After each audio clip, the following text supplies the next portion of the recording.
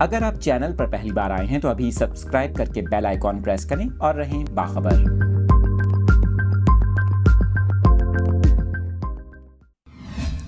اہم خبر آپ کے ساتھ شیئر کر رہے ہیں۔ کراچی کے علاقے کی ماڑی میں کچرا کنڈی سے درجن سے زائد آنسو گیس کے پراسرار شیل ملے، جن کے سبب مبینہ طور پر متعدد افراد بے ہوش ہو گئے، لیکن پولیس کا یہ کہنا ہے کہ ایسے شیل پولیس کو جاری نہیں کیے جاتے۔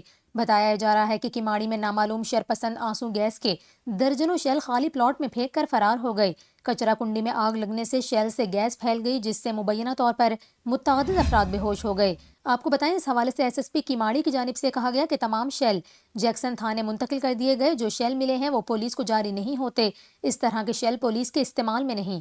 انہوں نے یہ بھی کہا کہ لگتا ہے کچرا کنڈی کے پاس شیل کافی پرانے پڑے تھے، کسی نے کچرا کنڈی میں آگ لگائی تو کچھ شیل جل گئے۔